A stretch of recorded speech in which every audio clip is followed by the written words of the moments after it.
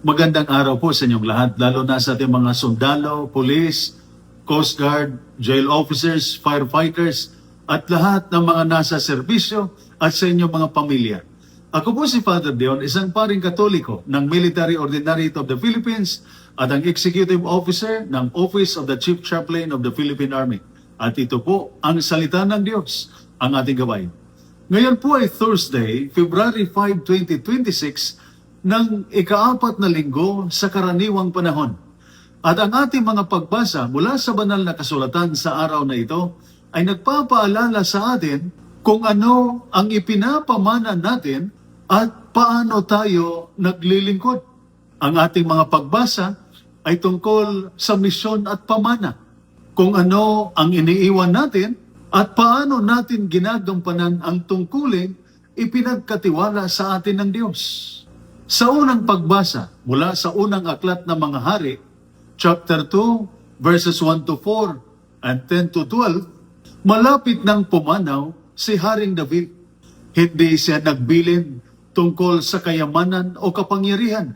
Ang bilin niya sa kanyang anak na si Solomon ay simple, magpakatatag ka at sundin mo ang utos ng Panginoon. Lumakad ka sa kanyang mga daan. Kapag malapit na ang katapusan, nagiging malinaw kung ano ang mahalaga. Hindi ranggo, hindi medalya, kundi katapatan sa Diyos. Para sa mga leader, magulang at veterano sa serbisyo, ano ang ipinapamana natin? Disiplina lang ba? O pananampalataya at mabuting asal? Ang lakas na walang Diyos ay hindi magtatagal.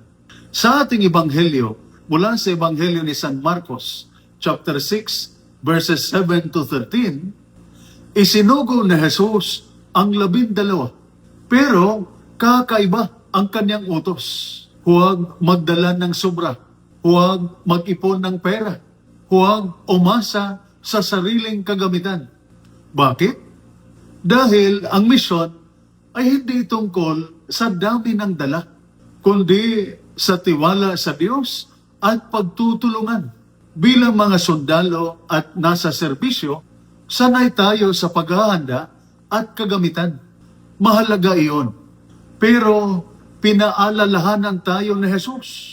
May mga laban na pananampalataya ang sandata, hindi lang kagamitan. Para sa mga nasa serbisyo at kanilang mga pamilya, madalas pakiramdam natin, kailangan nating pasanin lahat mag-isa. Kailangan tayong laging handa. Bawal manghina. Pero ang sinasabi ng salita ng Diyos ngayon, hindi kailangang dalhin ang lahat mag-isa. Ang tunay na lakas ay marunong magtiwala at humingi ng tulong sa Diyos at sa kapwa. Ang Diyos ay hindi naghihintay ng perpektong sundalo o lingkod. Naghihintay siya ng tapat at handang maglingkod. Kung ano ang iniiwan natin ay mahalaga. Kung papaano tayo naglilingkod ay mahalaga. Lumakad tayo sa daan ng Diyos. Matutong magtiwala kahit kaunti lang ang dala. At hayaan ang ating buhay ang magturo sa iba. Hindi ng ating lakas, kundi ng katapatan sa Diyos. Ito po ang salita ng Diyos, ang ating gabay. Madalangin tayo. Panginoong Diyos, turuan mo kaming lumakad sa iyong mga daan habang ginagampanan namin ang aming misyon.